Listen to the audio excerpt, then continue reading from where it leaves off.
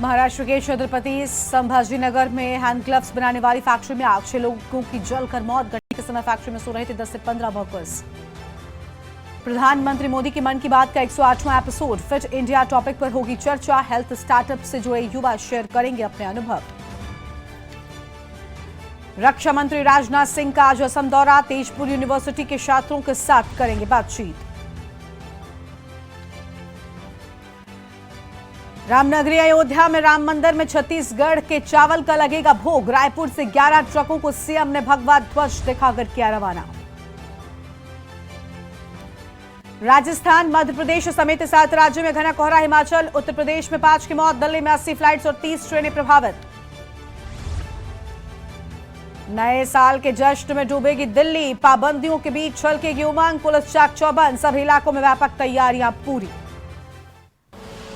आप देख रहे हैं के न्यूज, खबरों का सारथी। नमस्कार, लाइव न्यूज में आप सभी का स्वागत है। मैं हूं आपके साथ गरिमा वाजपेयी। आपको सीधा प्रधानमंत्री के मन की बात का 108वां एपिसोड सुनाते हैं। आप सभी को 2024 की बहुत बहुत शुभकामनाएं। साथियों, मन की बात सुनने वाले कई लोगों ने मुझे पत्र लिखकर अपने यादगार पल साझा किए हैं। ये 140 करोड़ भारतीयों की ताकत है कि इस वर्ष हमारे देश ने कई विशेष उपलब्धियां हासिल की है। इसी साल नारी शक्ति वंदन अधिनियम पास हुआ, जिसकी प्रतीक्षा बरसों से थी। बहुत सारे लोगों ने पत्र लिखकर भारत के 5वीं सबसे बड़ी अर्थव्यवस्था बनने पर खुशी जाहिर की। अनेक लोगों ने मुझे G20 समिट की सफलता याद दिलाई। साथियों, आज भारत का कोना कोना आत्मविश्वास से भरा हुआ है। विकसित भारत की भावना से, आत्मनिर्भरता की भावना से ओतप्रोत है। 2024 में भी हमें इसी भावना और मोमेंटम को बनाए रखना है। दिवाली पर रिकॉर्ड कारोबार ने ये साबित किया कि हर भारतीय वोकल फॉर लोकल के मंत्र को महत्व दे रहा है।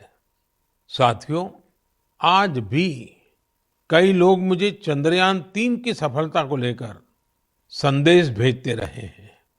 मुझे विश्वास है कि मेरी तरह आप भी हमारे वैज्ञानिकों और विशेषकर महिला वैज्ञानिकों को लेकर गर्व का अनुभव करते होंगे।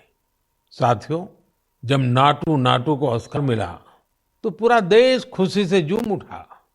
द एलिफेंट विस्परर्स को सम्मान की बात जब सुनी तो कौन खुश नहीं हुआ। इनके माध्यम से दुनिया ने भारत की क्रिएटिविटी को देखा और पर्यावरण के साथ हमारे जुड़ाव को समझा। इस साल स्पोर्ट्स में भी हमारे एथलीटों ने जबरदस्त प्रदर्शन किया।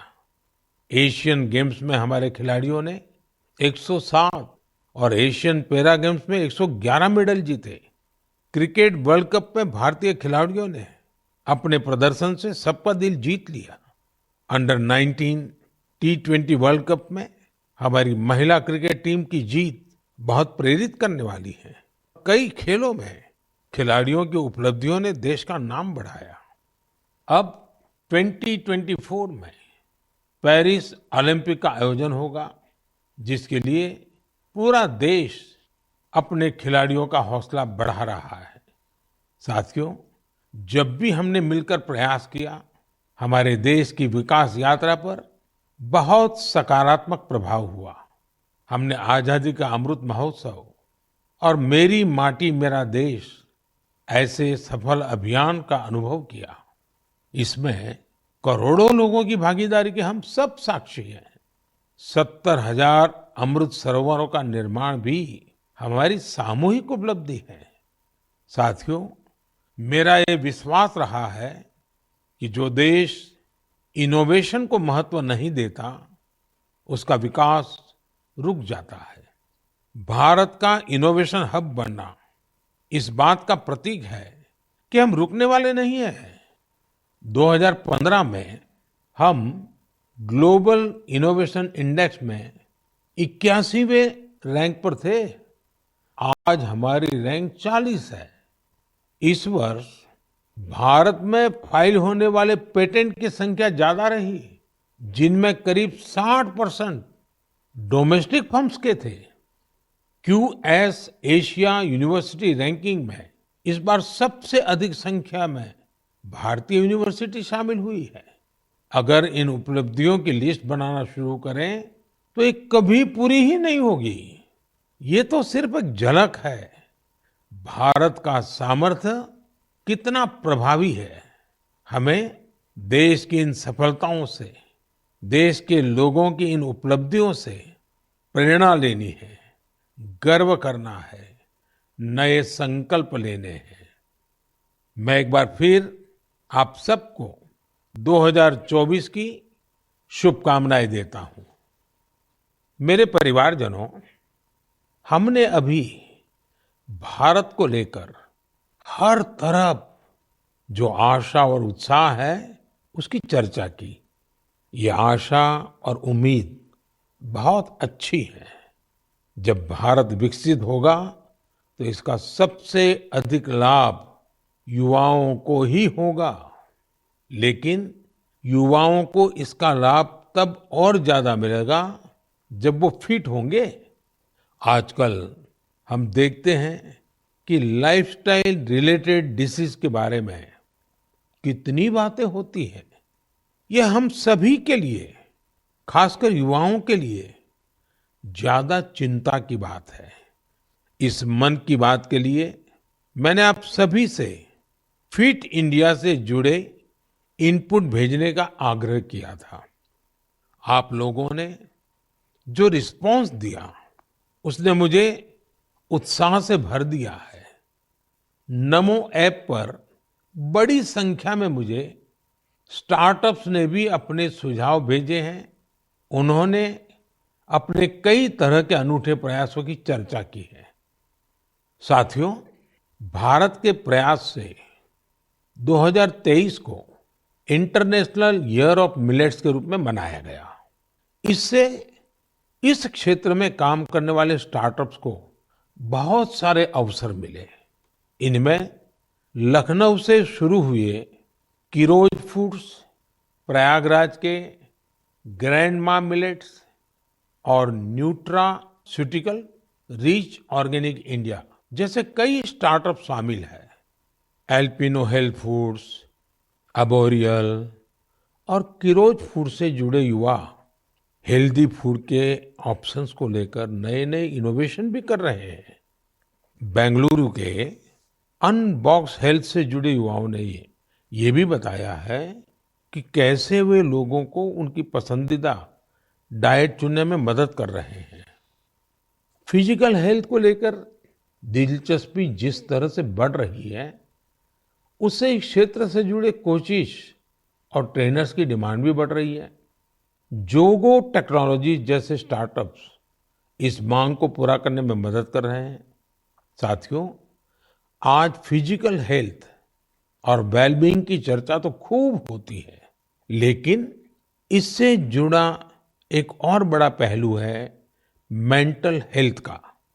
मुझे यह जानकर बहुत खुशी हुई है कि मुंबई के इन्फी हिल और योर दोस्त जैसे स्टार्टअप्स मेंटल हेल्थ और वेलबीइंग को इम्प्रूव करने के लिए काम कर रहे हैं।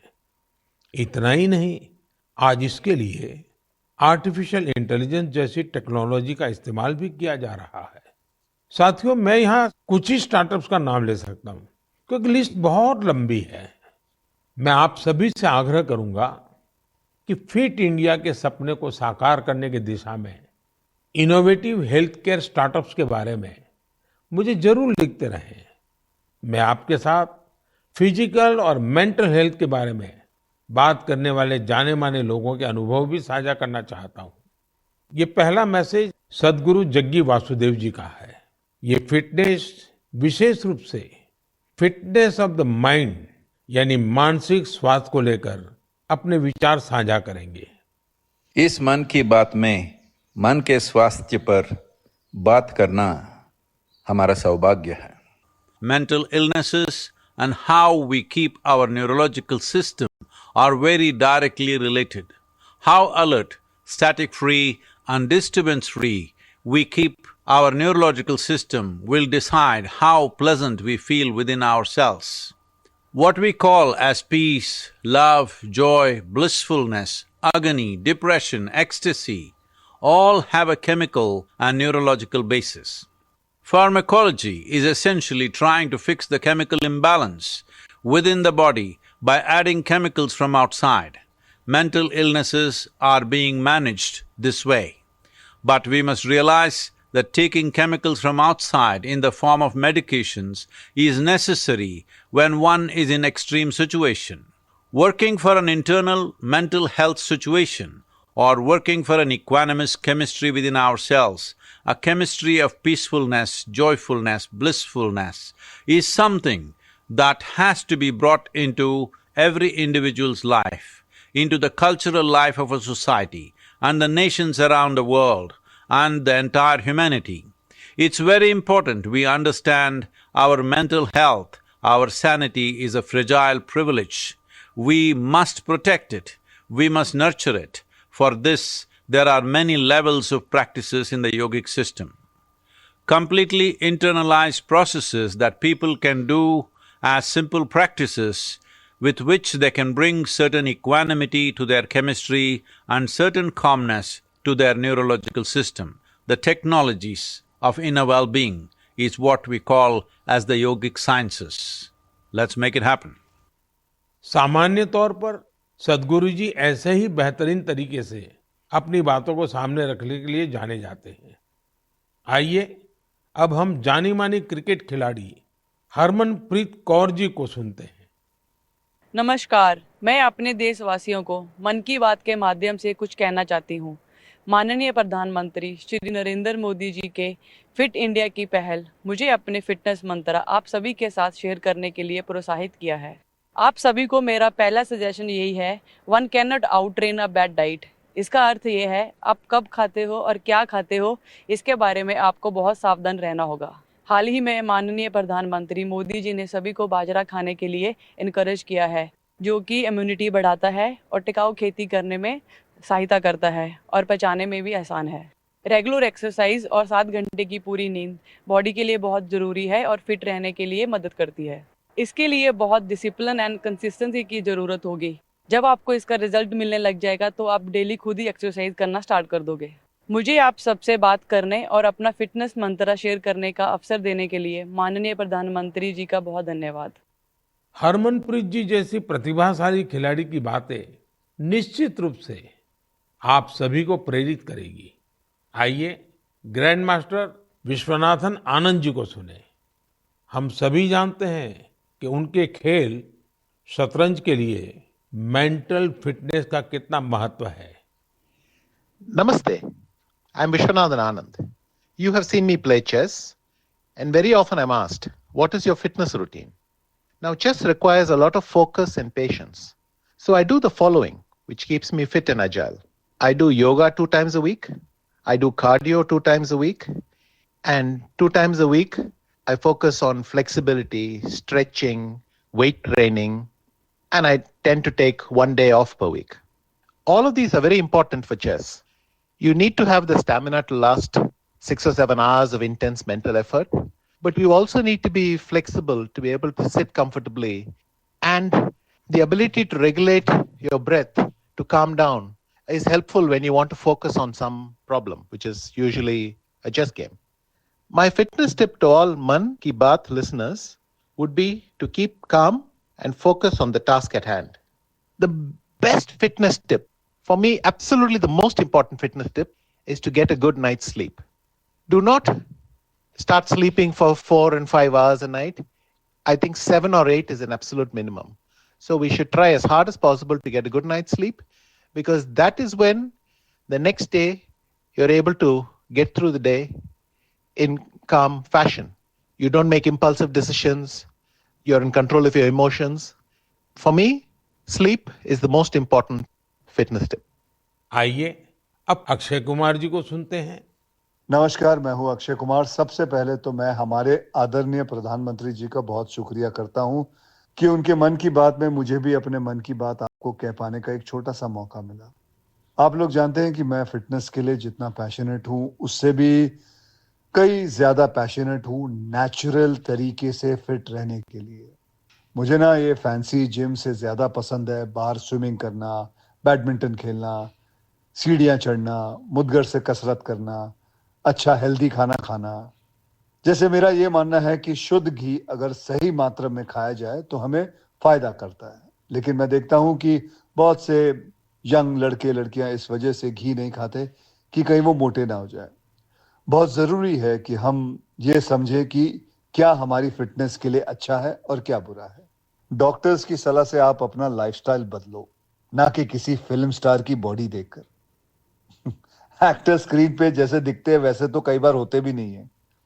कई तरह के फिल्टर और स्पेशल इफेक्ट्स यूज होते हैं और हम उसे देखकर अपने शरीर को बदलने के लिए गलत तरीके शॉर्टकट का इस्तेमाल करना शुरू कर देते हैं। आजकल इतने सारे लोग स्टेरॉइड लेकर ये 6 पैक 8 पैक इसके लिए चल पड़ते हैं। यार ऐसे शॉर्टकट से बॉडी ऊपर से फूल जाती है लेकिन अंदर से खोखली रह जाती है। आप लोग याद रखिएगा कि shortcut can cut your life short. आपको शॉर्टकट नहीं, लॉन्ग लास्टिंग फिटनेस चाहिए। दोस्तों, फिटनेस एक तरह की तपस्या है, इंस्टेंट कॉफी या 2 मिनट का नूडल नहीं है। इस नए साल में अपने आप से वादा करो, नो केमिकल्स, नो शॉर्टकट, कसरत, योग, अच्छा खाना, वक्त पे सोना, थोड़ा मेडिटेशन और सबसे जरूरी, जैसे आप दिखते हो ना, उसे खुशी से एक्सेप्ट करो। आज के बाद फिल्टर वाली लाइफ नहीं, फिटर वाली लाइफ जियो। Take care. जय महाकाल। इस सेक्टर में कई और स्टार्टअप्स हैं, इसलिए मैंने सोचा कि एक युवा स्टार्टअप फाउंडर से भी चर्चा की जाए जो इस क्षेत्र में बेहतरीन काम कर रहे हैं। नमस्कार, मेरा नाम ऋषभ मल्होत्रा है और मैं बैंगलोर का रहने वाला हूं। मुझे ये जानकर बेहद खुशी हुई कि मन की बात में फिटनेस पर चर्चा हो रही है। मैं खुद फिटनेस की दुनिया से बिलोंग करता हूं और बैंगलोर में हमारा एक स्टार्टअप है जिसका नाम है तगड़ा रहो। हमारा स्टार्टअप भारत के पारंपरिक व्यायाम को आगे लाने के लिए बनाया गया है। भारत के पारंपरिक व्यायाम में एक बहुत ही अद्भुत व्यायाम है जो है गदा व्यायाम, और हमारा पूरा फोकस गदा और मुग्दर व्यायाम पर ही है। लोगों को जानकर आश्चर्य होता है कि आप गदा से सारी ट्रेनिंग कैसे कर लेते हैं। मैं ये बताना चाहूंगा कि गदा व्यायाम हजारों साल पुराना व्यायाम है और ये हजारों सालों से भारत में चलता आ रहा है। आपने इसे छोटे बड़े अखाड़ों में देखा होगा और हमारे स्टार्टअप के माध्यम से हम इसे एक आधुनिक फॉर्म में वापस लेके आए हैं। हमें पूरे देश से बहुत प्यार मिला है, बहुत अच्छा रिस्पांस मिला है। मन की बात के माध्यम से मैं ये बताना चाहूंगा कि इसके अलावा भी भारत में बहुत से ऐसे प्राचीन व्यायाम हैं, हेल्थ और फिटनेस से रिलेटेड विधि है जो हमें अपनानी चाहिए और दुनिया में आगे भी सिखानी चाहिए। मैं फिटनेस की दुनिया से हूं तो आपको एक पर्सनल टिप देना चाहूंगा। गदा व्यायाम से आप अपना बल, अपनी ताकत, अपना पोस्चर और अपनी ब्रीदिंग को भी ठीक कर सकते हैं। तो गदा व्यायाम को अपनाएं और इसे आगे बढ़ाएं। जय हिंद। साथियों, हर किसी ने अपने विचार रखे हैं, लेकिन सबका एक ही मंत्र है, हेल्दी रहें, फिट रहें। 2024 की शुरुआत करने के लिए आपके पास अपनी फिटनेस से बड़ा संकल्प और क्या होगा। मेरे परिवारजनों, कुछ दिन पहले काशी में एक एक्सपेरिमेंट हुआ था जिसे मैं मन की बात के श्रोताओं को जरूर बताना चाहता हूं। आप जानते हैं कि काशी तमिल संगमम में हिस्सा लेने के लिए हजारों लोग तमिलनाडु से काशी पहुंचे थे। वहां मैंने उन लोगों से संवाद के लिए artificial intelligence AI tool Bhashini का सार्वजनिक रूप से पहली बार उपयोग किया। मैं मंच से हिंदी में संबोधन कर रहा था, लेकिन एआई टूल भाषिणी की वजह से वहां मौजूद तमिलनाडु के लोगों को मेरा वही संबोधन उसी समय तमिल भाषा में सुनाई दे रहा था। काशी तमिल संगमम में आए लोग इस प्रयोग से बहुत उत्साहित दिखे। वो दिन दूर नहीं जब किसी एक भाषा में संबोधन हुआ करेगा और जनता रियल टाइम में उसी भाषण को अपनी भाषा में सुना करेगी। ऐसा ही फिल्मों के साथ भी होगा।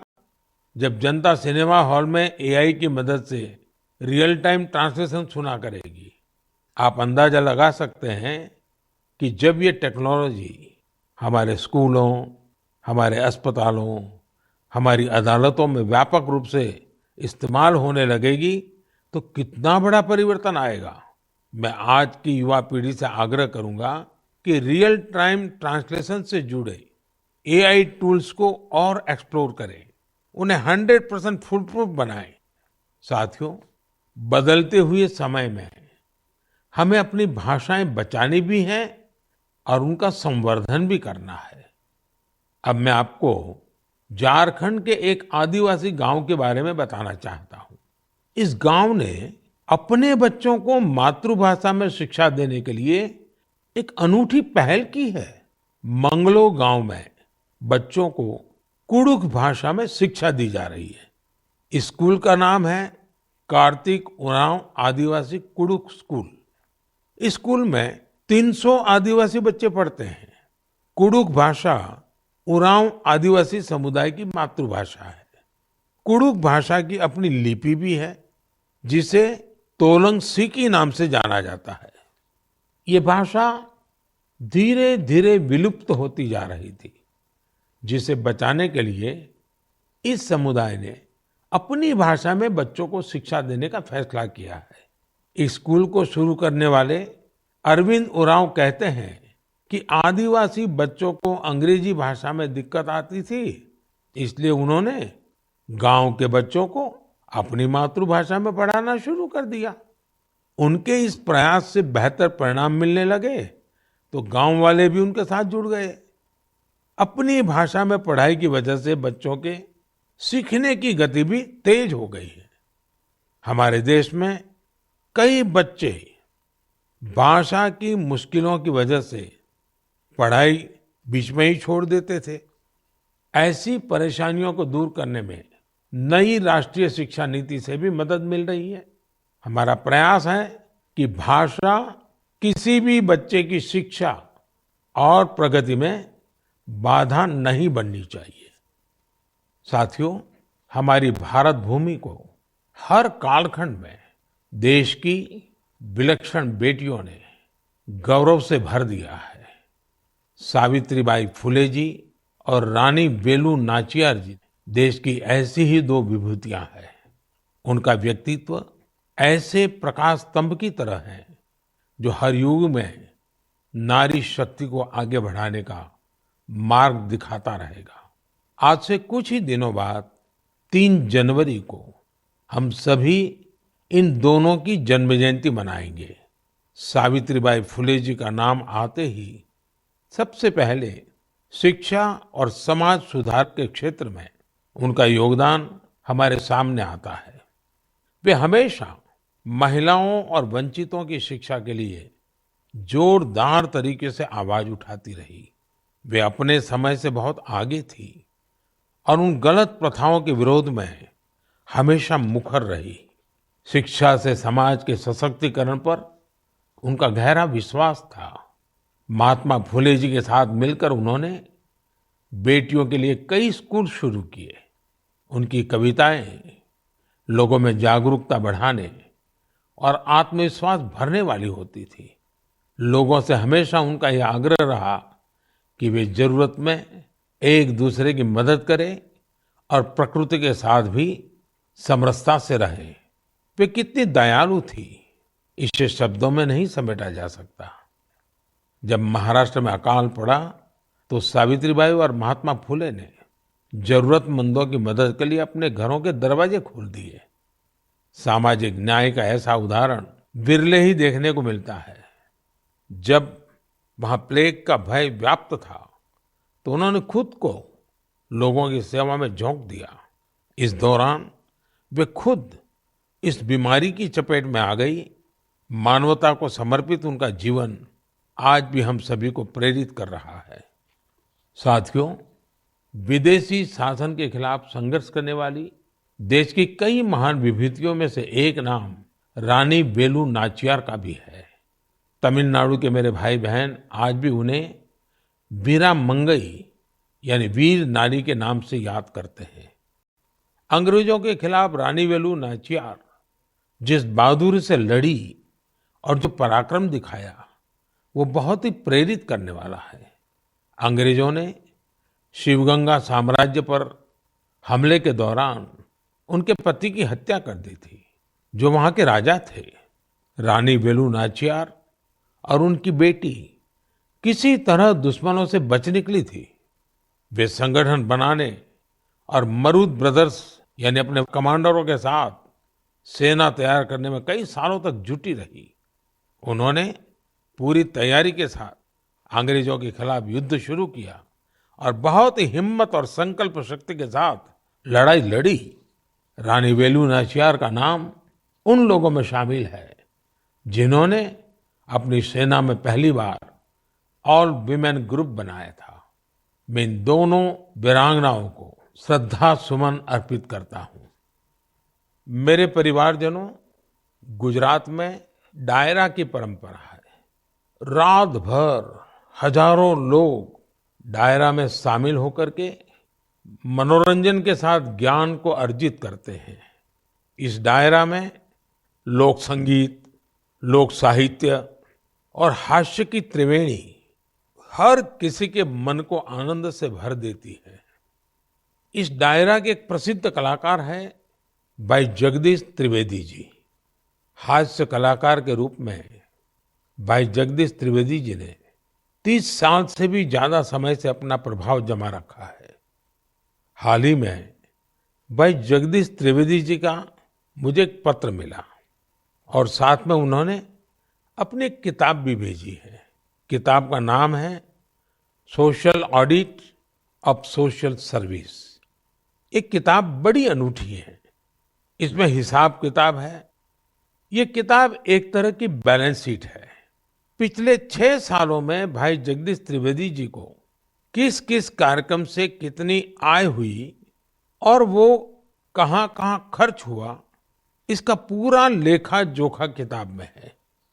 ये बैलेंस शीट इसलिए अनोखी है क्योंकि उन्होंने अपनी पूरी आय, एक एक रुपया समाज के लिए, स्कूल, हॉस्पिटल, लाइब्रेरी, दिव्यांगजनों से जुड़ी संस्थाओं, समाज सेवा में खर्च कर दिया।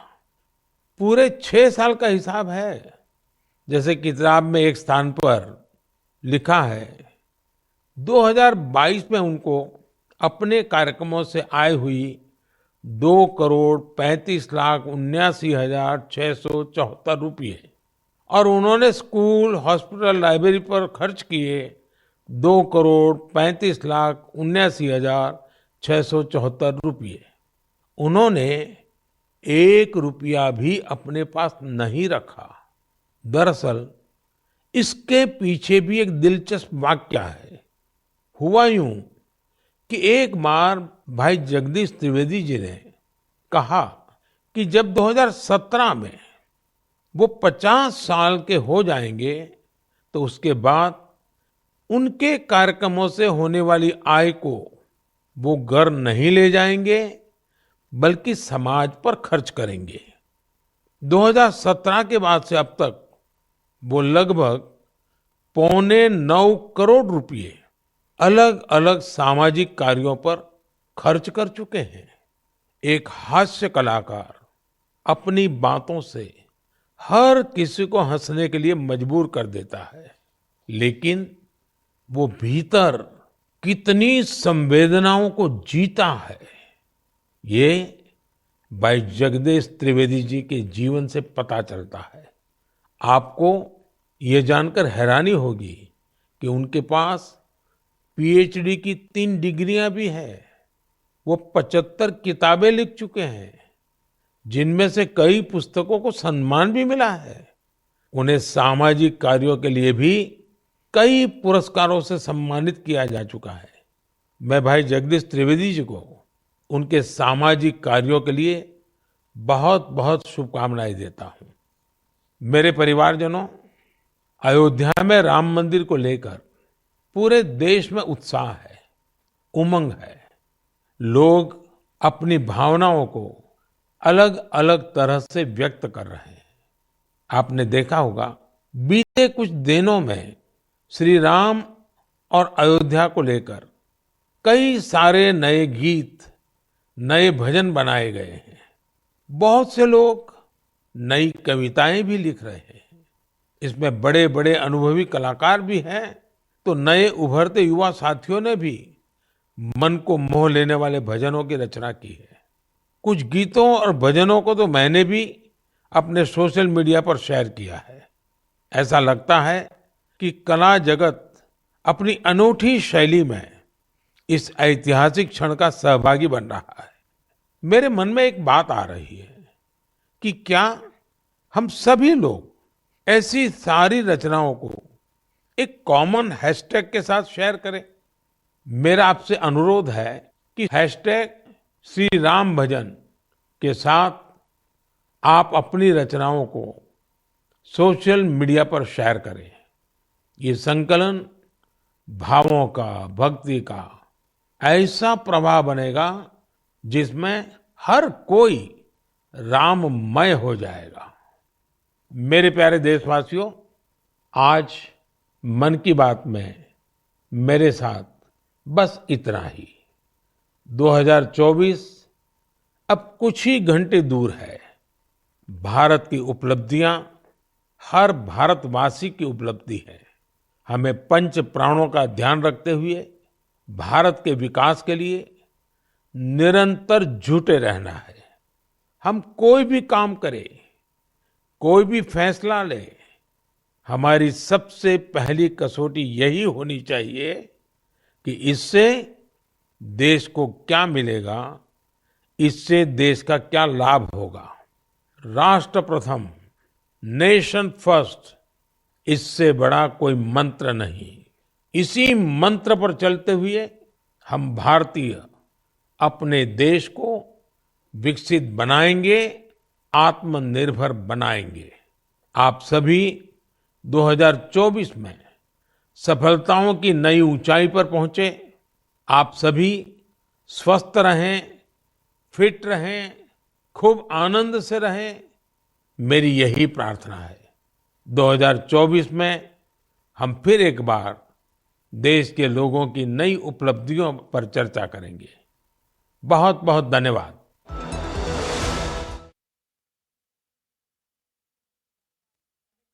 आपने सुना जहां पर साल का यह आखिरी मन की बात का कार्यक्रम, जिसे सुनने के लिए आज कई दिग्गज हस्तियां भी मौजूद रहीं और तस्वीरों के माध्यम से हम आपको दिखा रहे हैं खुद मुख्यमंत्री योगी आदित्यनाथ और साथ में बीजेपी के राष्ट्रीय अध्यक्ष जेपी नड्डा ने भी इस कार्यक्रम को सुना और उत्तर प्रदेश के उप मुख्यमंत्री ब्रजेश पाठक भी मौजूद रहे और आज फिट इंडिया को लेकर प्रधानमंत्री की ओर से मन की बात में विशेष बातें कही गई हैं। एक छोटे से ब्रेक के लिए यहाँ पर रुक रहे हैं, जल्द लौटेंगे।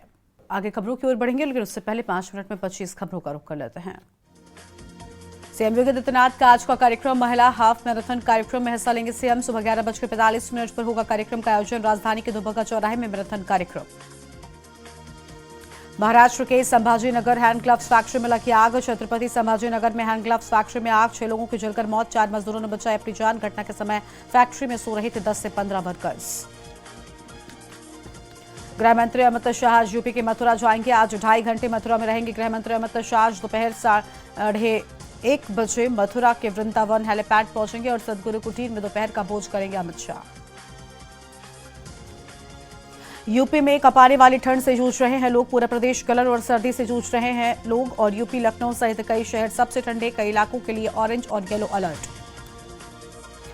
प्रयागराज में बिजली विभाग के एसडीओ की मनमानी सरकारी योजना मारपीट बचाव में एमएलसी धर्मेंद्र भारद्वाज नीचे गिरे। मंत्री सोमेंद्र तोमर भी मीटिंग में थे मौजूद।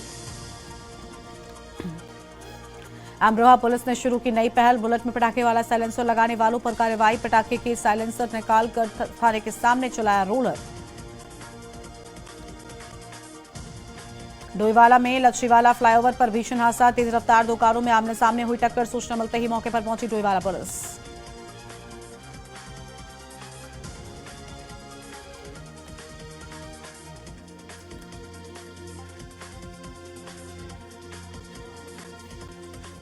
और अब खबरों की ओर बढ़ते हैं विस्तार से। अहम खबर आपको बताते हैं, जहां आज गोरखपुर के दौरे पर जाएंगे मुख्यमंत्री योगी आदित्यनाथ। 19 हेल्थ एटीएम का आज लोकार्पण करेंगे सीएम और मुख्यमंत्री। भारतीय रेड क्रॉस सोसाइटी द्वारा आयोजन, बड़ी जानकारी आपको हम बता रहे हैं। फिलहाल इस वक्त की आम जानकारी आपको हम बता दें।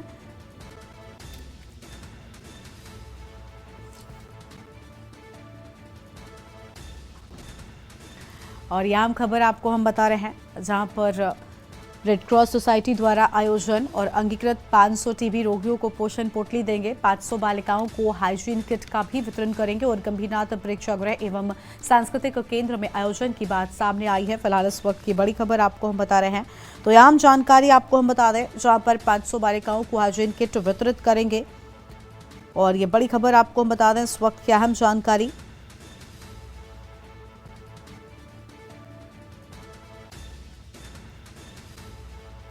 गोरखपुर के दौरे पर जाएंगे मुख्यमंत्री योगी आदित्यनाथ और 19 हेल्थ एटीएम का आज लोकार्पण करेंगे सीएम योगी आदित्यनाथ। बड़ी खबर आपको हम बता रहे हैं, मुख्यमंत्री भारतीय रेड क्रॉस सोसाइटी द्वारा आयोजन किए जाने की बात सामने आई है। फिलहाल इस वक्त की अहम खबर आपको हम बता रहे हैं।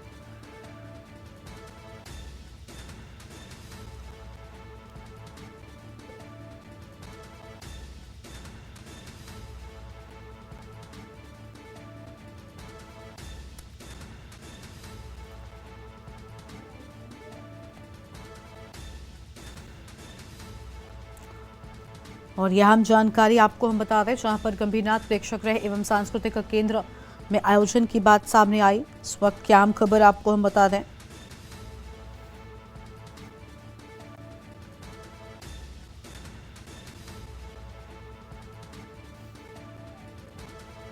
मुख्यमंत्री भारतीय रेड क्रॉस सोसाइटी द्वारा आयोजन किए जाने की बात सामने आई है। इस वक्त की आम जानकारी आपको हम बता रहे हैं। और अंगीकृत 500 टीबी रोगियों को पोषण पोटली देंगे। अहम जानकारी आपको हम बता दें। और मुख्यमंत्री भारतीय रेड क्रॉस सोसाइटी द्वारा आयोजन की बात सामने आई, यह अहम खबर आपको हम बता रहे हैं। अंगीकृत 500 टीबी रोगियों को पोषण पोटली देने की बात। आज मुख्यमंत्री गोरखपुर का दौरा करने वाले हैं।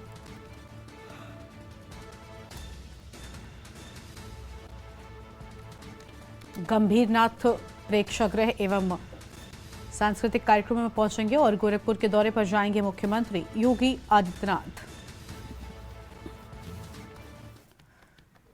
अगली खबर लखनऊ से है, जहां लेखपाल भर्ती का परिणाम घोषित। 7,897 अभ्यर्थी परीक्षा में सफल हुए। निःशक्त श्रेणी के 188 पदों के लिए नहीं मिले पात्र अभ्यर्थी। राजस्व लेखपालों के कुल 8,085 पदों पर भर्ती होगी। बड़ी जानकारी आपको हम बता रहे हैं। इस वक्त क्या आम खबर, जहां आपको बता दें कि राजस्व लेखपालों के कुल 8,085 पदों पर भर्ती होगी और यूपी अधीनस्थ सेवा चयन आयोग ने परिणाम घोषित कर दिया है। तो परिणाम घोषित किए जाने की बात सामने आई है। इस वक्त क्या आम जानकारी आपको हम बता रहे हैं। निःशक्त श्रेणी के भी आंकड़े सामने आए हैं। राजस्व लेखपालों के कुल 8,085 पदों को लेकर अहम बात सामने आई है। यूपी अधीनस्थ सेवा चयन आयोग ने परिणाम घोषित किया है। और बड़ी खबर आपको हम बता रहे हैं लखनऊ से, जहां लेखपाल भर्ती का परिणाम घोषित किए जाने की बात सामने आई है। फिलहाल इस वक्त की आम खबर आपको हम बता दें, 7,897 अभ्यर्थी परीक्षा में हुए सफल।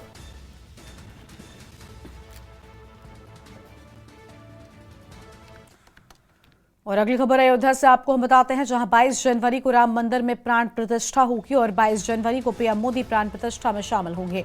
भव्य मंदिर में विराजमान होंगे प्रभु श्री राम। अयोध्या को सुंदर नगरी में स्थापित करने का संकल्प लिया था।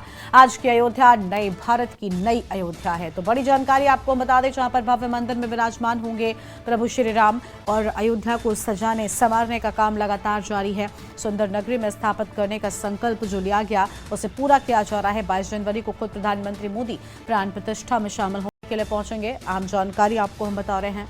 और भव्य मंदिर में विराजमान होंगे प्रभु श्री राम।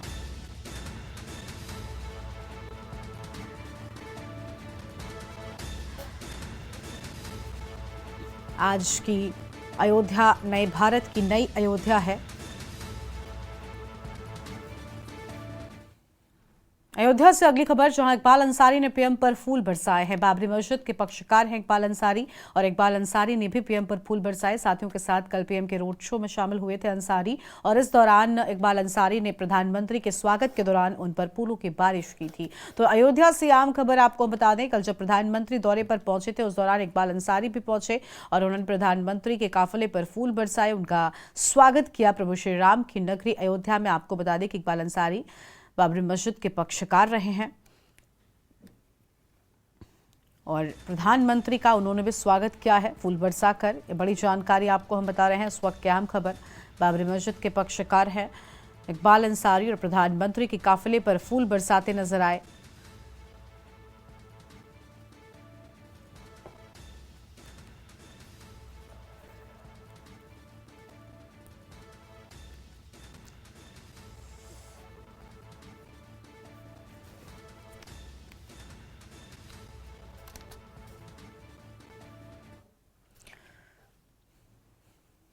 और अगली खबर आपको हम लखनऊ से बताते हैं, जहां यूपी की 4000 रोडवेज बसों में पैनिक बटन लगे और इस सुविधा पर महिलाओं को मिलेगी तत्काल मदद। 20 जनवरी से महिलाओं को सुविधा का लाभ मिलना शुरू हो जाएगा।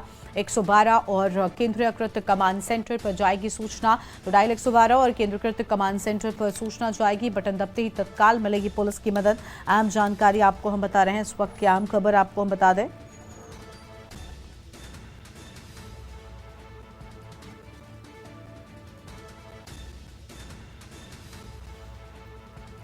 बटन दबते ही तत्काल मिलेगी पुलिस की मदद। ये बड़ी जानकारी आपको हम बता रहे हैं। इस वक्त की अहम जानकारी,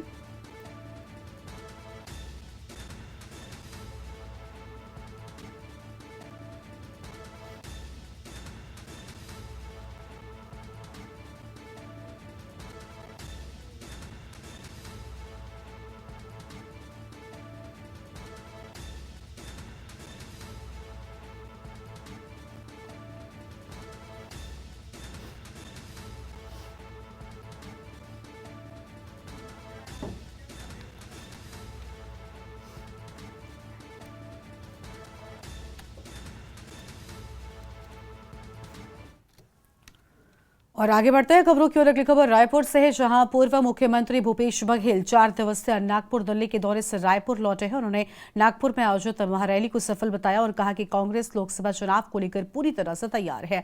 कांग्रेस संविधान और देश बचाने के लिए संकल्पित है। हसदेव ऋण में वनों की कटाई और पूर्व मुख्यमंत्री भूपेश बघेल ने कहा कि चुनाव के पहले और चुनावी दौरे में हमने कहा आप वोट बीजेपी को देंगे और अडानी को फायदा होगा। अक्सर सभाओं में मैंने ये बात कही थी, इसका असर दिखाई रहा है। इस पर पूर्व मुख्यमंत्री भूपेश बघेल ने सरकार पर तंज कसते हुए कहा, अब तो डबल इंजन की सरकार है, अब तो ट्रेनों का परिचालन सही हो जाना चाहिए। छत्तीसगढ़ में सालों से स्थिति खराब है, जनता को अभी भी परेशानियां आखिर क्यों हो रही हैं? देखिए, चुनाव के पहले चुनाव के दौरे में मैंने हर बार ये कहा कि आप वोट भाजपा को देंगे और अडानी को फायदा होगा। ये मैंने सभी सभाओं में, अक्सर सभाओं में ये बात मैंने कही थी, तो उसका असर दिखाई दे रहा है। ये तो आप सब खोजी पत्रकार हैं, थोड़ा सा देखिए लोगों को मिल रहा है नहीं मिल रहा है, केवल प्रमाण पत्र मिला है, खाते में पैसा आया है कि नहीं आया, ये सब आप लोग देखें। देखिए, जहाँ तक कि मेरे खाते की बात, मैं तो अपनी ज़मीन में फलदार और सब्जी लगाता हूँ, है ना, और गांव में है, उसमें भाई देखते हैं, उसमें तो वो वही सब ऑपरेट करते हैं वहाँ पे। उसको ऑथराइज कर दिया, तो मुझे उसकी जानकारी नहीं है, हम व्यक्तिगत की बात है।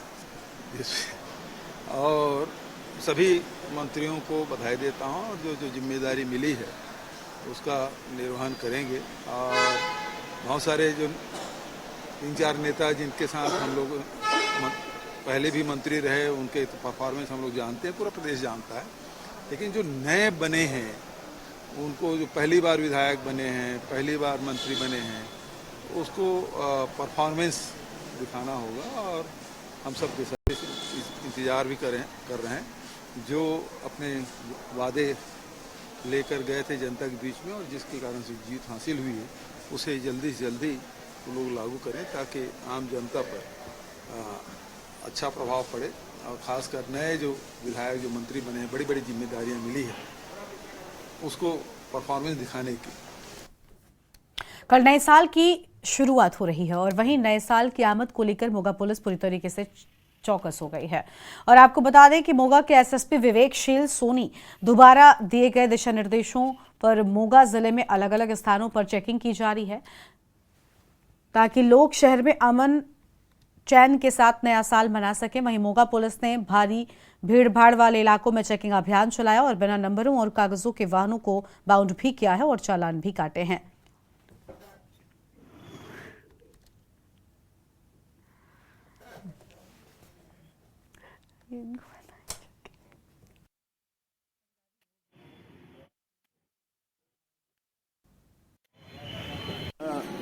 ਡਾਕਟਰ ਸਾਹਿਬ ਅੱਜ ਮੋਗਾ ਦੇ ਵੱਖ-ਵੱਖ ਚੌਕਾਂ ਦੇ ਵਿੱਚ ਨਾਕੇਬੰਦੀ ਕੀਤੀ ਹੈ, ਚੈਕਿੰਗ ਕੀਤੀ ਜਾ ਰਹੀ ਹੈ, ਕੀ ਕਾਰਨ ਹੈ?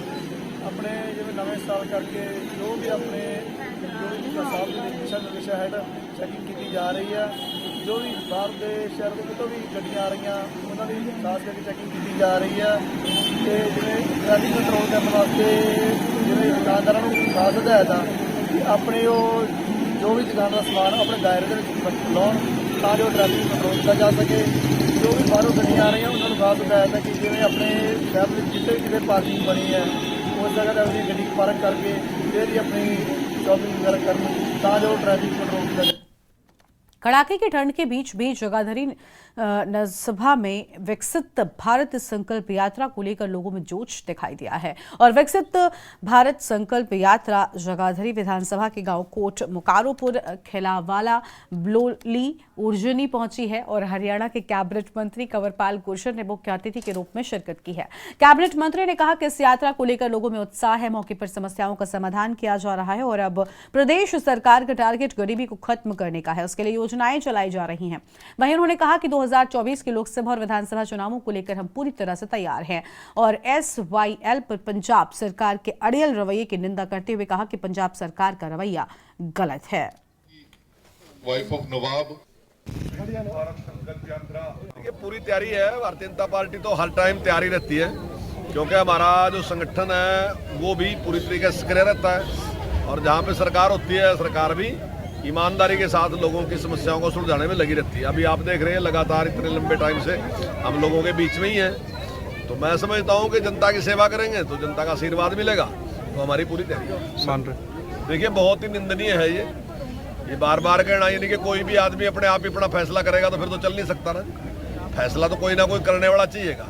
तो उसके लिए कोर्ट है, सुप्रीम कोर्ट सबसे बड़ा है। अगर सुप्रीम कोर्ट के फैसले को मानने में भी कोई दिक्कत है तो मैं समझता हूँ कि उनकी गलती है और जहाँ हम हर आदमी से एक अपेक्षा करते हैं कि वो कोर्ट के फैसले को माने, तो मैं समझता हूँ इसमें सरकार का दायित्व तो उससे भी ज़्यादा है कि उसको कोर्ट के फैसले को जैसा है वैसा का वैसा मानना चाहिए। और इस बुलेटिन में इतना ही। आप देखते रहिए न्यूज़ इंडिया। नमस्कार। आप देख रहे हैं के न्यूज़, खबरों का सारथी।